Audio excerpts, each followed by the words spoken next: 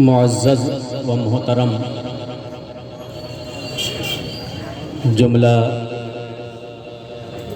برادران اسلام، السلام علیکم ورحمۃ اللہ وبرکاتہ۔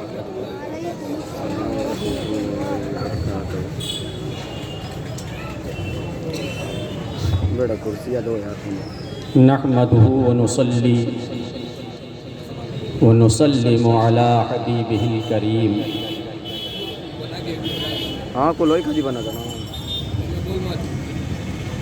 اما بعد،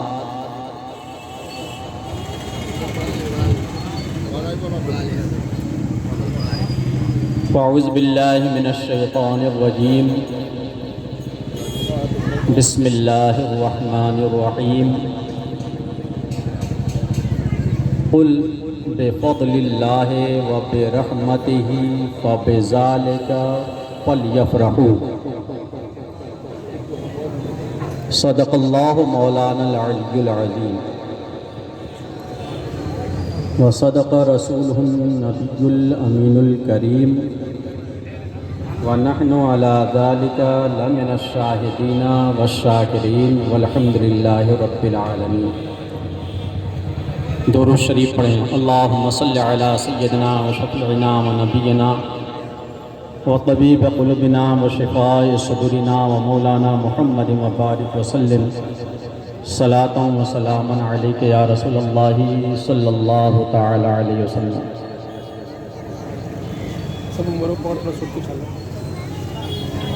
مغرب کی نماز کے بعد ہی سے آپ حضرات جلسہ عید میلاد النبی صلی اللہ تعالی علیہ وسلم میں حاضر ہو کر مختلف نعت خواں اور شعراء حضرات سے نظم کی شکل میں سرکار کی تعریف و توصیف سماعت فرما رہے ہیں۔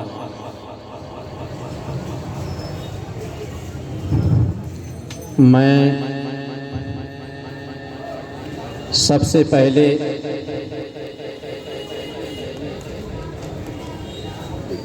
اپنے ان دینی بھائیوں کا نہ صرف شکر گزار ہوں بلکہ مبارکباد بھی پیش کرتا ہوں۔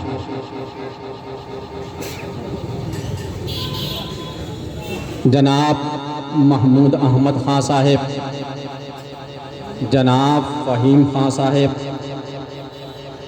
جناب مقصود احمد خان صاحب، جناب حبیب اللہ صاحب، جناب امام علی صاحب، جناب ارمان خان صاحب، جناب شہزادے خان صاحب اور جناب فراز خان صاحب، جناب نور عالم خان صاحب، اور بھی ہمارے کمیٹی کے جتنے ارکان ہیں، ممبران ہیں، معاونین ہیں، میں سب کو مبارکباد پیش کرتا ہوں دل کی اتھاہ گہرائیوں سے، اور سب کے حق میں دعا گو ہوں کہ رب قدیر بطفیل رؤوف الرحیم آپ سب لوگوں کو دین دنیا آخرت ہر جگہ شاد و آباد رکھے، آپ لوگوں کو وہ قوت، وہ ہمت، وہ جذبہ اللہ پاک عطا فرمائے کہ آپ زندگی کی آخری سانس تک پورے جوش اور ولولے کے ساتھ، محبت کے ساتھ اللہ اور اللہ کے رسول کا ذکر اور عید میلاد النبی صلی اللہ تعالی علیہ وسلم مناتے رہیں۔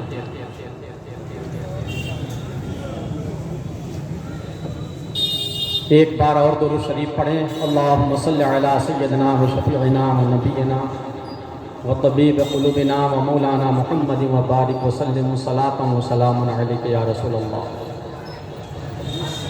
تھوڑی دیر کے لیے آپ سے خطاب کرنا ہے، اور جتنے ہمارے سامعین ہیں میں سبھی سے یہ گزارش کروں گا کہ آپ حضرات ہماری باتوں کو بغور سنیے اور اپنے دل میں جگہ دیجیے۔ وہ کمال حسن حضور ہے کہ گمان نقص جہاں نہیں، وہ کمال حسن حضور ہے کہ گمان نقص جہاں نہیں، یہی پھول خار سے دور ہے، یہی شمع ہے کہ دھواں نہیں۔ بخدا خدا کا یہی ہے در، نہیں اور کوئی مفر مقر۔ در رسول جو ہے وہی در خدا بھی ہے، در رسول جو ہے وہی در خدا بھی ہے۔ اونچی سے اونچی کرسی اس پاک در کی ہے۔ علماء لکھتے ہیں کہ نبی کریم صلی اللہ تعالیٰ علیہ وسلم کا جسد مبارکہ قبر اطہر میں جس مٹی سے لگا ہوا ہے وہ مقام اتنا معظم، اتنا مکرم ہے کہ وہ کعبہ سے بھی افضل، ساتوں آسمان سے افضل، عرش سے افضل، کرسی سے افضل، اس لیے کہ اسے یہ شرف حاصل ہے کہ سرور کائنات صلی اللہ علیہ وسلم کے جسد مبارکہ کی وہ زیارت کر رہا ہے۔ بخدا خدا کا یہی ہے در، نہیں اور کوئی مفر مقر۔ جو وہاں سے ہو یہیں آ کے ہو، جو یہاں نہیں تو وہاں نہیں۔ جو در رسول کا پر آ کر کے اللہ کے رسول کا جو ہو گیا، رسول اللہ کا ہو گیا، وہ اللہ پاک کا ہو گیا۔ من یطیع الرسول فقد اطاع اللہ، جس نے رسول کا حکم مانا اس نے اللہ پاک کا حکم مانا۔ وہی لا مکان کے مکی ہوئے، سر عرش تخت نشیں ہوئے۔ وہی لا مکان کے مکی ہوئے، سر عرش تخت نشیں ہوئے۔ وہ نبی ہیں جن کے ہیں یہ مکان، وہ خدا ہے جس کا مکان ہے۔ یا رسول اللہ تیرے آگے یوں ہیں دبے لچے فصحاء عرب کے بڑے بڑے، تیرے آگے یوں ہیں دبے لچے فصحاء عرب کے بڑے بڑے۔ کوئی جانے منہ میں زبان نہیں بلکہ جسم میں جان ہے۔ کروں کیوں نہ تجھ پہ جاں فدا، نہ بس ایک جاں تو جہاں فدا۔ یا رسول اللہ آپ کا دربار عالی اتنا بلند دربار ہے کہ میں نثار آپ کی بارگاہ میں ہو رہا ہوں، صرف میں نہیں دو جہان بھی آپ کی بارگاہ میں نثار کر رہا ہے۔ مگر اعلیٰ حضرت فرماتے ہیں کروں کیوں نہ تجھ پہ جاں فدا، نہ بس ایک جاں دو جہاں فدا۔ دو جہاں سے بھی نہیں جی بھرا، کروں کیا کروڑوں جہاں نہیں۔ اگر کروڑوں جہاں ہوتے تو سرکار پر نثار کر دیا جاتا۔ کروں مدح اہل دول رضا، پڑے اس بلا میں میری بلا۔ کروں مدح اہل دول رضا، پڑے اس بلا میں میری بلا۔ میں گدا ہوں اپنے کریم کا، میرا دین پارے نام۔ اللہم صلی علی سیدنا و شفیعنا و نبینا و طبیب قلوبنا و شفاء صدورنا و مولانا محمد و بارک وسلم صلاۃ و سلام علیک یا رسول اللہ صلی اللہ علیہ وسلم۔ آج کی یہ مبارک شب اور آج کی شب کی صبح صادق، یہ مبارک تاریخ، یہ مبارک مہینہ، یہ مبارک دن، یہ مبارک وقت، کیا اس کی یادگار منانا چاہیے یا نہیں چاہیے؟ آپ تاریخ کا جب مطالعہ کریں گے تو آپ کو یادگار منانے پر ایک بہت سلسلہ وار لمبی تاریخ ملے گی۔ ہم اور آپ دن میں 5 وقت کی نماز پڑھتے ہیں، فجر کی نماز، ظہر کی نماز، عصر کی نماز، مغرب کی نماز، عشاء کی نماز، یہ نماز اللہ پاک کے لیے پڑھی جاتی ہے، عبادت اللہ پاک کی جاتی ہے، مگر یہ نماز بھی کسی نہ کسی نبی کی یاد میں قائم ہے۔ یہ پانچوں نماز اللہ کے کسی نہ کسی نبی کی یاد میں قائم ہے۔ نماز سے بڑھ کر کے کوئی اہم عبادت نہیں، عبادت اللہ پاک کی، مگر یادگار اللہ کے نبیوں کی۔ بے شک بے شک۔ فجر کی نماز، حضرت آدم علیہ نبینا علیہ الصلاۃ والتسلیم کی توبہ قبول ہوئی، اللہ پاک نے توبہ قبول کی، تو حضرت آدم علیہ نبینا علیہ الصلاۃ والسلام نے شکرانے میں 2 رکعت نفل نماز پڑھی فجر کے وقت۔ حضرت آدم نے 2 رکعت نفل نماز پڑھی شکرانے کی۔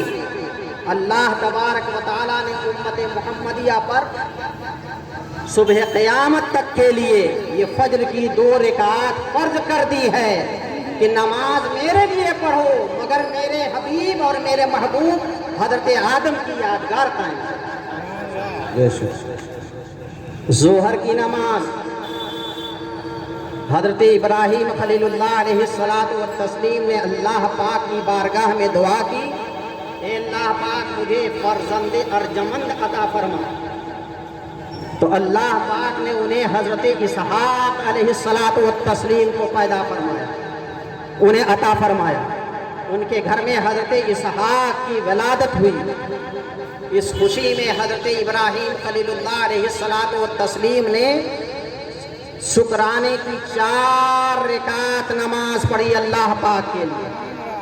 اللہ پاک کو اپنے محبوب کی یہ ادا اتنی پسند آئی کہ حضرت ابراہیم نے تو شکرانے کی 4 رکعت نفل نماز پڑھی، اور اللہ پاک نے امت محمدیہ کے لیے یہ 4 رکعت ظہر کی فرض کر دی ہے کہ صبح قیامت تک کے لیے لوگ ظہر کی 4 رکعت فرض پڑھا۔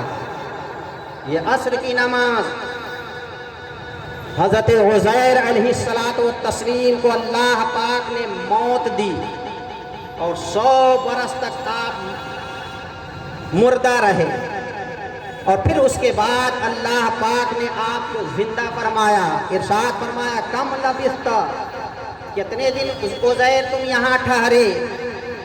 لبثت یومن او بعد یوم، میں 1 دن ٹھہرا یا 1 دن سے کچھ کم ٹھہرا۔ اللہ پاک نے 100 برس کی مدت کو حضرت عزیر پر ایسا گزار دیا کہ انہیں محسوس ہوا کہ 1 دن یا اس سے کم گزرا ہے۔ اس کے شکرانے میں انہوں نے عصر کے وقت 4 رکعت نفل نماز اللہ پاک کے لیے پڑھی۔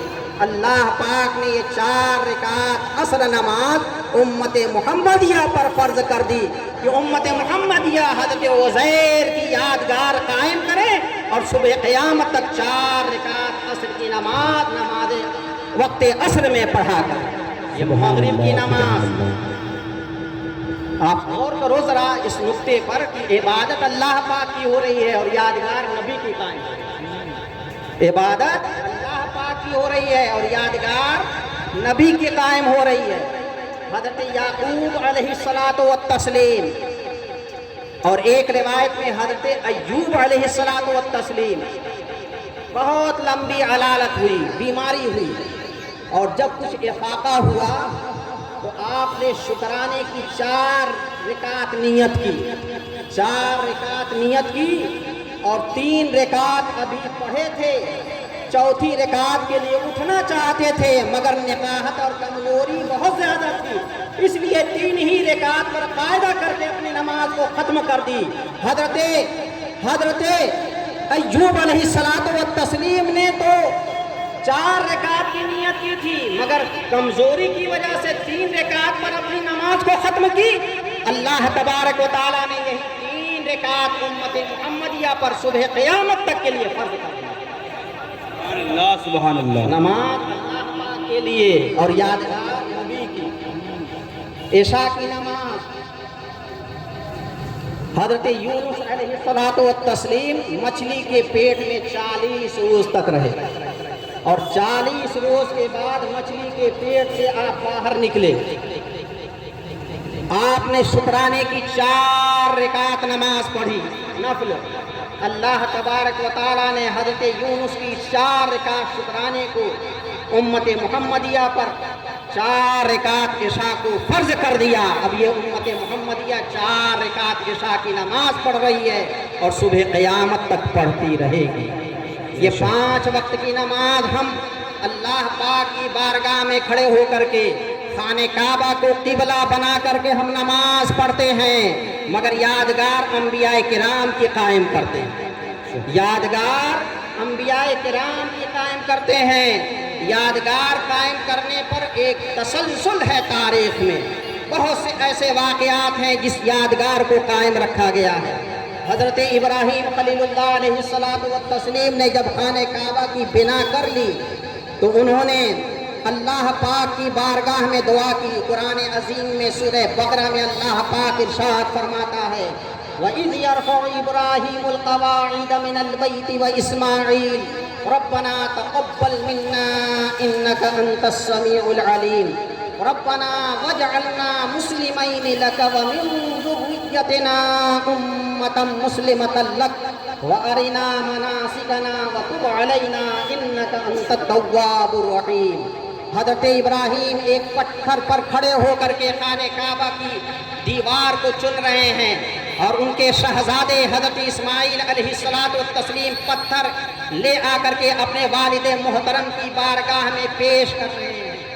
جب خانہ کعبہ کی دیوار مکمل ہو گئی ہے تو حضرت ابراہیم نے دعا کی ہے اللہ تبارک و تعالیٰ کی بارگاہ میں، اے اللہ پاک ربنا وابعث فیہم رسولا منہم یتلو علیہم آیاتک ویعلمہم الکتاب والحکمت ویزکیہم انک انت العزیز الحکیم۔ اے اللہ پاک تیرے حکم سے میں نے اس گھر کو بنا دیا ہے جس کی طرف تیرے بندے منہ کر کے نماز پڑھیں گے۔ تیری بارگاہ میں ایک عرضی ہے اے اللہ پاک، وہ عرضی یہ ہے، یہ دعا یہ ہے کہ اے اللہ پاک میرے خاندان سے اور میری ذریت سے، میری آنے والی نسل سے ایک نبی آخر الزماں پیدا فرما جس کی امت اس خانہ کعبہ کی طرف منہ کر کے نماز پڑھتی رہے۔ سبحان اللہ سبحان اللہ۔ حضرت ابراہیم خلیل اللہ علیہ الصلوۃ والتسلیم ملک شام میں تھے اور مکہ مکرمہ میں اسی جگہوں پر انہوں نے زندگی گزاری ہے۔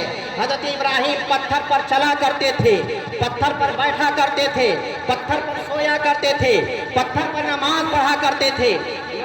ملک شام میں بھی کوئی پتھر ایسا نہیں ہے جس پتھر پر حضرت ابراہیم کے پائے اقدس کا نشان قائم ہوا ہو۔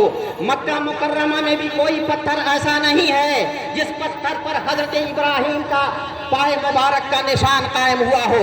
حضرت ابراہیم پتھر پر نماز بھی پڑھا کرتے تھے، حضرت ابراہیم پتھر پر چلا بھی کرتے تھے، حضرت ابراہیم پتھر پر بیٹھا بھی کرتے تھے، حضرت ابراہیم پتھر پر سویا بھی کرتے تھے، مگر کسی پتھر پر حضرت ابراہیم کے پائے اقدس کا نشان نہیں آیا، مگر وہ پتھر جس پتھر پر کھڑے ہو کر کے حضرت ابراہیم نے خانہ کعبہ کی دیوار تعمیر کی، اور تعمیر کرنے کے بعد اللہ کے حبیب کی دعا کی ہے اللہ پاک تو اپنا محبوب اعظم عطا فرما، تو اپنا حبیب اعظم عطا فرما، تو نبی آخر الزماں عطا فرما جس کی امت اس خانہ کعبہ کی طرف منہ کر کے نماز پڑھے۔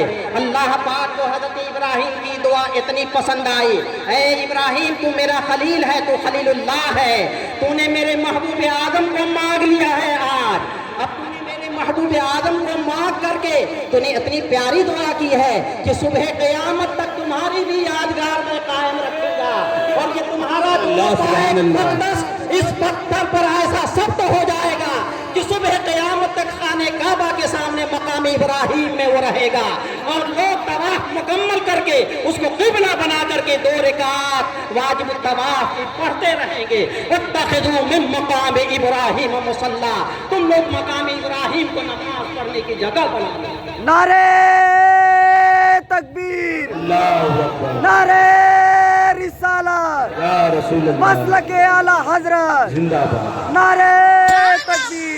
नारे रिसालत। या रसूल अल्लाह।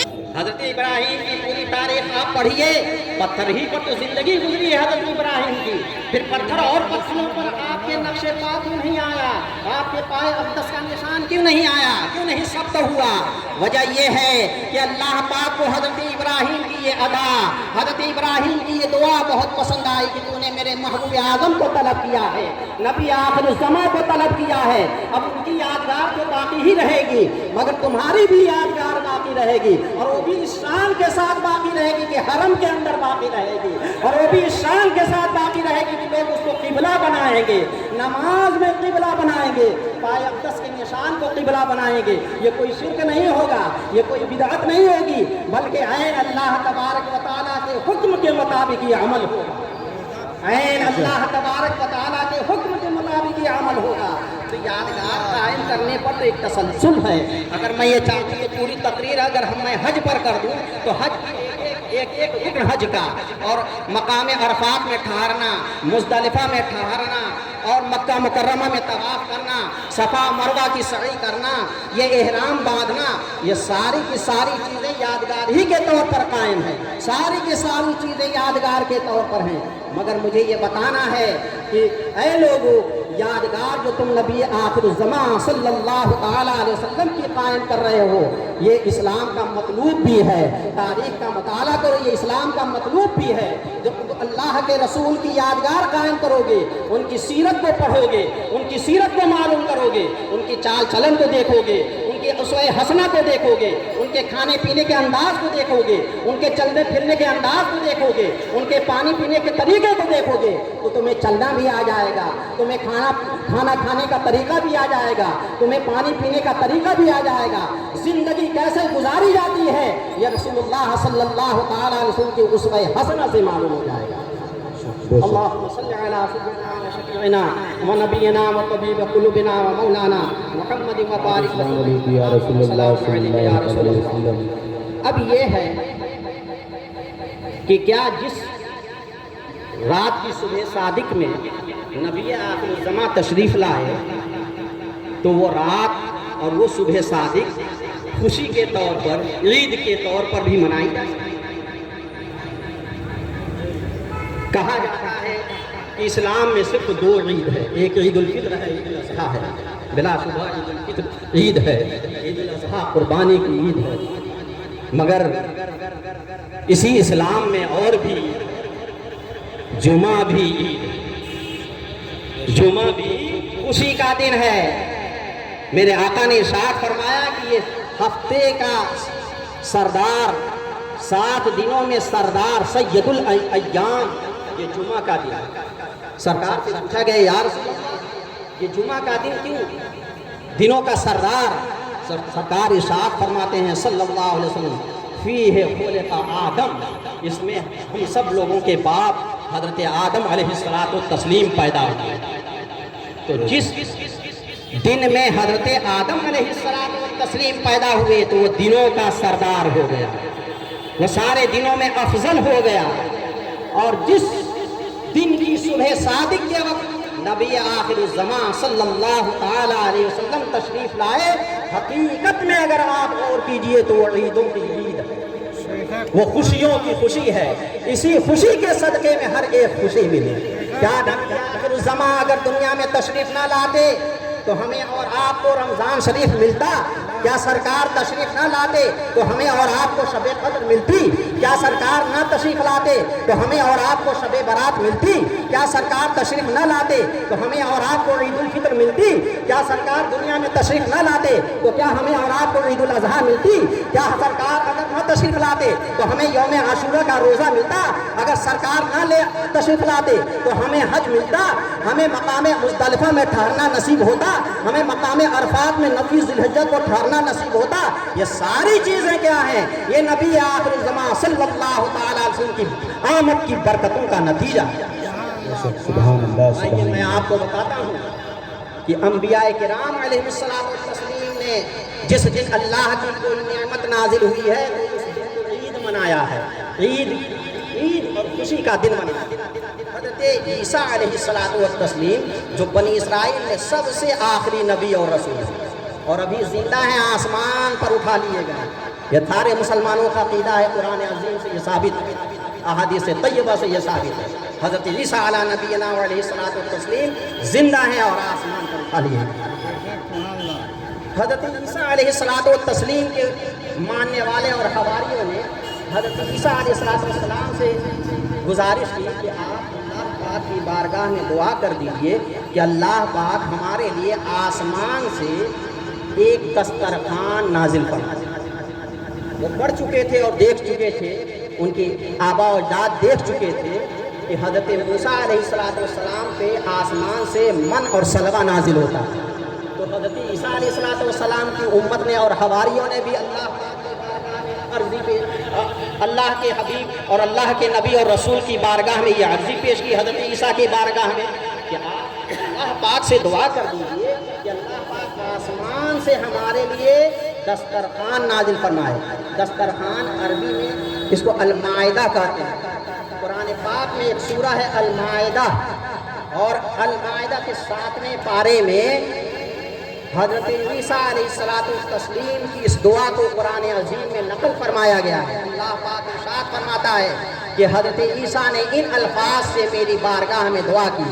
اللہم ربنا انزل علینا مائدة من السماء تکون لنا عیدا لأولنا وآخرنا وآیة منک وارزقنا وانت خیر الرازقین. حضرت عیسیٰ علیہ السلام نے دعا کی، اے اللہ پاک تو آسمان سے ہمارے لیے دسترخوان نازل فرما، اپنی نعمت نازل فرما، کھانے پینے کے سامان نازل فرما.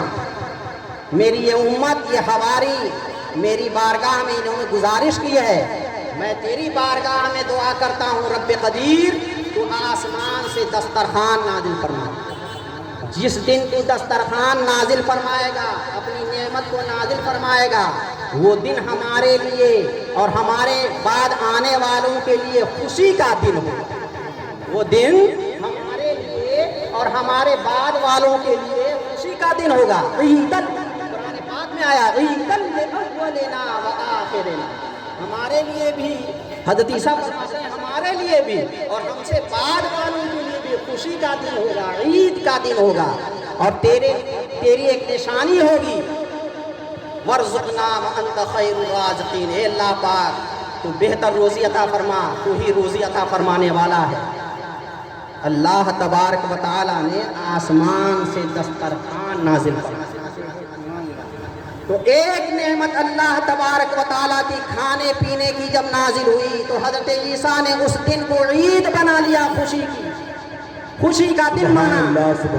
اور جس دن اللہ پاک کی کوئی معمولی نعمت نہیں، اللہ پاک کی نعمت عظمیٰ، نبی اکرم سید عالم صلی اللہ تعالیٰ اس دنیا میں تشریف لائے، بلا شبہ وہ عیدوں کی عید ہے، بلا شبہ وہ خوشی کا دن ہے، وہ مسرت کا دن ہے.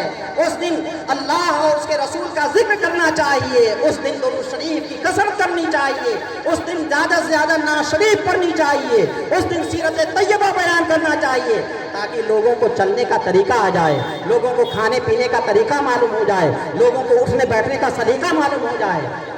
سرکار جب دنیا میں تشریف لائے تو کیا تھا؟ بالکل ہر طرف تاریکی تھی، اندھیرا تھا. جہاں تاریک تھا، ظلمت کدا تھا، سخت کالا تھا، کوئی پردے سے کیا نکلا کہ گھر گھر میں اجالا. سبحان اللہ سبحان اللہ. سرکار کا تو یہ بھی عالم سرکار کا ہے، وہ بھی عالم سرکار کا ہے، سارا عالم سرکار کا ہے. وہ ہر عالم کی رحمت ہے، کسی عالم میں رہ جاتے، یہ ان کی مہربانی ہے کہ یہ عالم پسند آیا. یہ سرکار کا کرم ہے کہ اس دنیا میں تشریف لائے اور اللہ پاک نے آپ کو بھیجا. وہ ہر عالم کی رحمت ہے، وہ ہر عالم میں رہتے ہیں. وفیض رحمت للعالمین، رحمت ہی رحمت ہے. تو نبی کریم صلی اللہ تعالی علیہ وسلم اللہ کی وہ سب سے بڑی نعمت ہے.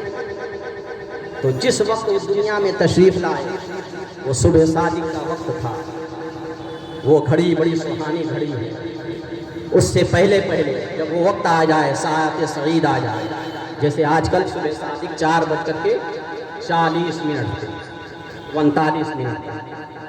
تو اس سے پہلے اب آج آپ کو کرنا کیا ہے کہ آپ حضرات الارم لگا کے 3 ساڑھے 3 بجے اٹھ جائیں، کوشش کیجئے غسل کر لیں تو اور بہتر ہے، ورنہ ضروریات سے فارغ ہو کر کے وضو تہجد کی نماز پڑھیں، اس کے بعد درود شریف کا وظیفہ پڑھیں۔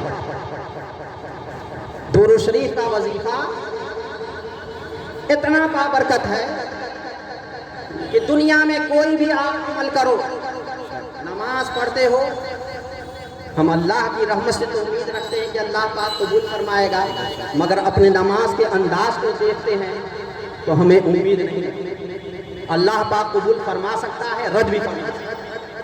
ہم روزہ رکھتے ہیں، ہمیں معلوم نہیں کہ اللہ پاک نے قبول فرمایا کہ نہیں قبول فرمایا۔ ہم نے لاکھوں روپے لگا کر کے حج کیا، ہم یہ گارنٹی نہیں دے سکتے کہ ہمارا حج قبول ہوا یا نہیں قبول ہوا۔ ہم نے زکوٰۃ اور صدقات راہ خدا میں خرچ کی، ہم گارنٹی کے ساتھ نہیں کر سکتے کہ ہمارے صدقات اللہ پاک کی بارگاہ میں قبول کر لیے گئے، مگر درود شریف یہ وہ عبادت ہے، درود شریف یہ وہ وظیفہ ہے کہ اللہ تبارک و تعالیٰ اس کو قبول فرماتا ہے، اس کو قبول فرماتا ہے۔ وجہ جانتے ہیں کیا ہے؟ درود شریف کے جتنے صیغے ہیں، آپ یہ درود شریف پڑھتے ہو، اللہم صلی علی سیدنا و مولانا محمد، درود ابراہیمی بھی پڑھو گے تو اللہم صلی علی سیدنا محمد، کوئی دوسرا درود شریف بھی پڑھو گے، بہت سے صیغے ایجاد ہیں، بزرگوں نے ایجاد کیے ہیں، کسی صیغے سے پڑھو گے تو ہر صیغے میں ہے اللہم صلی علی۔ کیا مطلب؟ نماز آپ اپنی پڑھ رہے ہو، روزہ آپ اپنا رکھ رہے ہو، زکوٰۃ آپ اپنی دے رہے ہو، حج آپ اپنا کر رہے ہو، مگر جب درود کی بات آتی ہے تو تم اللہ پاک کی بارگاہ میں یہ عرض کرتے ہو، اے اللہ پاک تو درود بھیج ہمارے سردار محمد صلی اللہ علیہ وسلم پر۔ درود شریف کا کیا مطلب ہے؟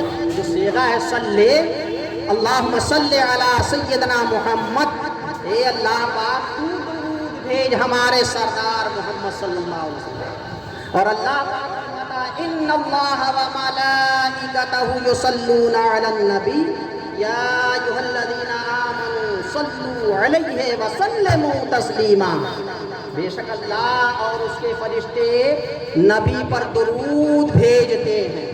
ہم نہیں تھے دنیا میں تب بھی اللہ پاک اور اس کے فرشتے اس کی مخلوق پہلے سے موجود ہیں اور وہ نبی پر درود بھیجتے ہیں۔ اب آپ ذرا سوچو، سرور کائنات ابھی انسانی شکل میں دنیا میں نہیں تشریف لائے تھے، ابھی حضرت آمنہ کے بطن مبارک سے پیدا نہیں ہوئے تھے، ابھی حضرت عبداللہ کے گھر میں انہیں قدم نہیں رکھا تھا، مگر اس وقت بھی اللہ پاک اور اس کے فرشتے اپنے نبی پر درود بھیج رہے ہیں، اور آج بھی بھیج رہے ہیں اور صبح قیامت تک بھیجتے رہیں گے۔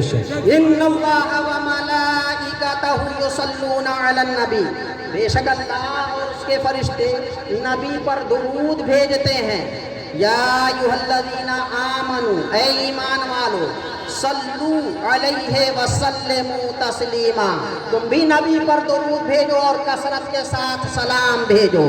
یہ سنت الہیہ ہے کہ ہم اور آپ نبی کے اوپر درود و سلام بھیجتے ہیں، سنت الہیہ ہے۔ اللہ پاک اور اس کے فرشتے ازل سے اللہ پاک درود بھیج رہا ہے، اور اللہ تبارک و تعالی نے جب اپنے محبوب کے نور کو پیدا کیا اس وقت سے بھیج رہا ہے، اور اللہ پاک نے جب اپنے فرشتوں کو پیدا فرمایا اس وقت سے اس کے فرشتے نبی پر درود بھیج رہے ہیں۔ انسانی شکل میں نہ تھے ہمارے نبی، مگر نور کی شکل میں اس وقت موجود تھے میرے آقا و مولا صلی اللہ علیہ وسلم، اور جب اللہ پاک نے چاہا تو سب سے آخری نبی بنا کر کے حضرت عبد المطلب کے گھر میں حضرت محمد مصطفیٰ صلی اللہ علیہ وسلم فرمایا۔ میرے آقا و مولا صلی اللہ علیہ وسلم ارشاد فرماتے ہیں، اے لوگو تم لوگ مجھ پر درود بھیجو، تم لوگ مجھ پر ایک بار درود بھیجو گے اللہ تبارک و تعالیٰ تجھ پر 10 رحمتیں نازل فرمائے گا۔ اللہ پاک تم پر 10 بار درود شریف بھیجے گا۔ سبحان اللہ، تم ایک بار درود بھیجو گے اور اللہ تم پر 10 رحمتیں نازل فرمائے گا۔ اور اللہ پاک اتنی بڑی رحمت، تو جب ہم نے 10 بار اللہ کے رسول کی بارگاہ میں درود کا نذرانہ پیش کیا تو اللہ پاک 100 رحمتیں نازل فرماتا ہے ہمارے اوپر۔ اور یہ درود شریف اللہ پاک کی بارگاہ میں رد نہیں کیا جاتا ہے۔ نمازیں رد کی جا سکتی ہیں، روزہ رد کیا جا سکتا ہے، حج رد کیا جا سکتا ہے، زکوٰۃ رد کی جا سکتی ہے، صدقات رد کیے جا سکتے ہیں، مگر یہ درود شریف اللہ کی بارگاہ میں رد نہیں ہوتا ہے۔ یہ درود شریف اللہ تبارک و تعالیٰ اپنی رحمت سے، اپنے فضل سے قبول فرماتا ہے۔ اللہ پاک ارشاد فرماتا ہے قل بفضل اللہ وبرحمتہ فبذلک فلیفرحوا، اے محبوب آپ فرما دیجئے اللہ کی رحمت اور اللہ کے فضل پر تم خوشی کا اظہار کرو۔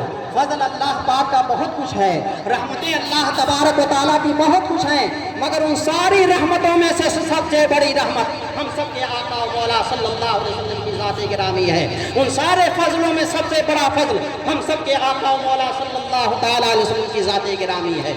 اور رہا جلوس نکالنا، یہ خوشی کے موقع پر جلوس نکالنا، یہ بھی صحابہ کرام کے زمانے میں خوشی کے موقع پر حضرت بریدہ جو ابھی اسلام نہیں لائے تھے اور سرکار مکہ سے ہجرت فرما کر کے مدینہ شریف جا رہے تھے، بریدہ اپنے 70 سواروں کے ساتھ آئے کہ سرکار کو روک کر کے ان سے مکالمہ کریں گے، ان سے مناظرہ کریں گے، ان کا راستہ روکیں گے، مگر سرکار دو عالم صلی اللہ علیہ وسلم سے جب کچھ باتیں ہوئیں تو اب ایمان لے آئے حضرت بریدہ، اور 70 گھوڑ سوار جو تھے وہ سب کے سب ایمان لے آئے۔ اب حضرت بریدہ وہی جو کفر کی حالت میں تھے، سرکار کے خاتمے کی نیت سے آئے تھے، مگر جب ایمان لے آئے تو کیا عرض کرتے ہیں، یا رسول اللہ آپ مدینے میں اس طرح نہیں حاضر ہوں گے بلکہ جلوس کی شکل میں آپ حاضر ہوں گے، جھنڈا ہونا چاہیے لوگوں کے ہاتھوں میں۔ حضرت بریدہ خود اپنے امامے کو اپنے سر سے اپنے صافے کو اتارا اور ایک ڈنڈے میں لہرایا اور نبی کریم صلی اللہ علیہ وسلم کے آگے آگے چل رہے ہیں، اور جب مدینہ شریف میں داخل ہو رہے ہیں تو مدینہ شریف کی بچیاں، مدینہ شریف کی عورتیں مدینہ شریف سے باہر نکل کر کے یہ ترانہ گا رہی ہیں، طلع البدر علینا من ثنیات الوداع وطبع الشمس علینا ما دعا للہ داعی ایھا المبعوث فینا جئت بالامر المطاع۔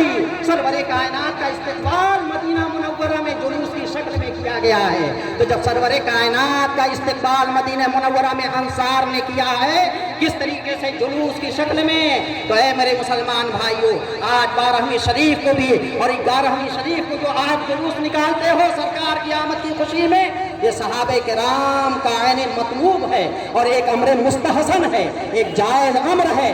اللہ کی رحمتیں وہاں پر نازل ہوتی ہیں جہاں اللہ اس کے رسول کا ذکر ہوا کرتا ہے۔ درود شریف جب آپ پڑھتے ہو اور یہ نعتیہ محفل قائم کرتے ہو اور جب آپ جلوس نکالتے ہو تو جانتے ہیں اس محفل میں فرشتے تشریف لاتے ہیں، فرشتے تشریف لاتے ہیں، اور سب سے بڑا تو فائدہ یہ ہوتا ہے کہ اللہ پاک کی نوری مخلوق ان محفلوں میں آتی ہے، اور پھر یہ نوری مخلوق جہاں سے جب واپس ہوتی ہے تو اللہ پاک کی بارگاہ میں حاضر ہوتی ہے، اور حاضر ہونے کے بعد اللہ پاک کی بارگاہ میں ہماری سرگزشت کو بیان کرتے ہیں یہ فرشتے، اور کہتے ہیں اے اللہ پاک آج ہم حاضر ہوئے تھے کہاں پر، مئو کی سرزمین پر، اور وہاں پر تیرے محبوب کے کچھ امتی ایسے بھی تھے جو ان کی عشق میں، ان کی محبت میں اتنے وارفتہ تھے کہ وہ جلوس بھی نکال رہے تھے، جلسہ پاک بھی منعقد کر رہے تھے، اس میں تیرے حبیب کا کہ نعت شریف بھی پڑھی جا رہی تھی، تیرے حبیب کی سیرت طیبہ بھی بیان کی جا رہی تھی۔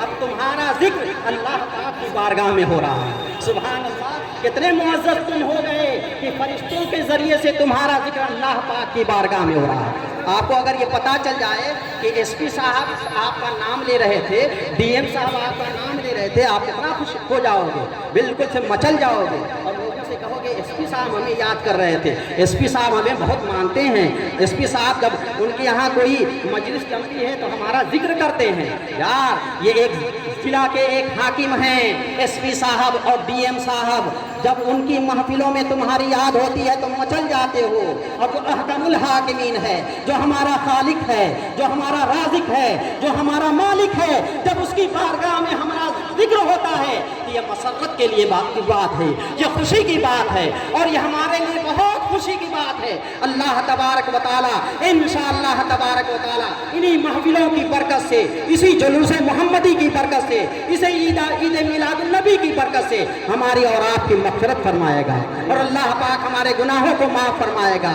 ہم اور آپ اسوہ حسنہ پر عمل کریں، رسول پاک سید عالم صلی اللہ تعالی علیہ وسلم کی سیرت طیبہ پر عمل کریں، انشاءاللہ تبارک و تعالی ہم دنیا میں بھی کامیاب رہیں گے اور آخرت میں بھی کامیاب رہیں گے۔ وہ ہر عالم کی رحمت ہیں، کسی عالم میں رہ جاتے، یہ ان کی مہربانی ہے کہ یہ عالم پسند آیا۔ وہ ہر عالم کی رحمت ہیں، وہ ہر عالم میں رہتے ہیں، بفیض رحمت للعالمین، رحمت ہی رحمت ہیں کہ محمد سے وفا تو نے تو ہم تیرے ہیں۔ یہ جہاں چیز ہے کیا لوح و قلم تیرے ہیں، محمد کی محبت دین حق کی شرط اول ہے، اسی میں ہو اگر خامی تو سب کچھ نامکمل ہے۔ محمد کی محبت ہے سنت آزاد ہونے کی، خدا کے دامن توحید میں آباد ہونے کی۔ میرے مسلمانوں، آپ اپنا ایسا کلچر دنیا کے سامنے پیش کرو، ایسی تہذیب پیش کرو، ایسا انداز پیش کرو کہ دنیا کی دوسری قومیں آپ کو دیکھ کر کے، آپ کے سلیقے کو دیکھ کر کے، آپ کے رہن سہن کے انداز کو دیکھ کر کے، اور آپ کی سیرت کو دیکھ کر کے دنیا کی دوسری قومیں آپ کے قریب ہو جائیں۔ نبی کریم صلی اللہ علیہ وسلم نے کتنی اچھائی دنیا کے سامنے پیش کی ہے۔ حیوانیت کی زندگی لوگ گزار رہے تھے، شیطانیت کی زندگی لوگ گزار رہے تھے، مگر نبی کریم صلی اللہ تعالیٰ علیہ وسلم جب دنیا میں تشریف لائے تو انہوں نے ہی سارا طریقہ بتایا، بڑوں کا ادب و احترام کیا ہے، چھوٹوں پر شفقت کیسے کرنی چاہیے، ماں باپ کا ادب و احترام کیا ہے، اساتذہ کا ادب و احترام کیا ہے، بڑے بھائی کا ادب و احترام کیا ہے، ایک پڑوسی کا حق کیا ہے۔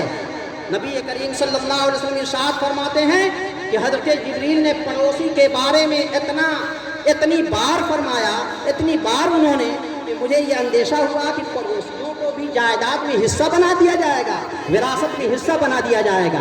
مذہب اسلام نے پڑوسیوں کے ساتھ اچھا سلوک پیش کر کے اور اچھا درس دے کر کے دنیا کو یہ سبق دیا ہے کہ یہ دنیا آپس میں بھائی بھائی ہے۔ آپ سمجھ نہیں رہے ہو پڑوسیوں کے حقوق کو۔ اب بتائیے، ایک مکان دوسرے مکان سے متصل ہے تو ایک مکان کے اعتبار سے وہ پڑوسی ہوا، ایک محلہ دوسرے محلے سے متصل ہے، لگا ہوا ہے تو محلے کے اعتبار سے پڑوسی ہوا، ایک محلہ دوسرے محلے سے، ایک قصبہ دوسرے قصبے سے لگا ہوا ہے تو ایک قصبہ قصبے کے اعتبار سے پڑوسی ہوا، ایک شہر دوسرے شہر سے قریب ہے تو شہر کے اعتبار سے وہ پڑوسی ہوا، ایک ضلع دوسرے ضلع سے لگا ہوا ہے تو وہ ضلع کے اعتبار سے پڑوسی ہوا، ایک ملک دوسرے ملک سے لگا ہوا ہے تو ایک ملک دوسرے ملک سے کا پڑوسی ہوا۔ پورا بر اعظم نبی کریم صلی اللہ تعالیٰ علیہ وسلم نے یہ درس دے کر کے کہ پڑوسیوں کے ساتھ اچھا سلوک کرو، یہ سبق دیا ہے کہ تم لوگ ایک انسانیت کے ناطے پڑوسیوں کے ساتھ ایسا سلوک کرو کہ تمہاری رواداری دیکھ کر کے، تمہاری اخوت دیکھ کر کے، تمہاری ہمدردی دیکھ کر کے، تمہارا سلیقہ دیکھ کر کے، تمہاری انسانیت دیکھ کر کے، تمہاری آدمیت دیکھ کر کے لوگ تمہارے قریب ہو جائیں۔ میرے مسلمان بھائیو، آپ حضرات نبی کریم صلی اللہ تعالیٰ علیہ وسلم کی سیرت طیبہ پر عمل کیجیے۔ جب آپ اس پر عمل کریں گے انشاءاللہ تبارک و تعالیٰ یہاں بھی کامیاب رہیں گے اور وہاں بھی کامیاب رہیں گے۔ ڈاکٹر اقبال نے بہت پہلے کہا تھا، ہر لحظہ ہے مومن کی نئی شان نئی آن، گفتار میں کردار میں اللہ کی برہان، ستاری و غفاری و قدوسی و جبروت، یہ چار عناصر ہو تو بنتا ہے مسلمان، بنتے ہیں میری کارگاہ فکر میں انجم، لے اپنے مقدر کے ستارے کو تو پہچان، وما علینا الا البلاغ۔ السلام۔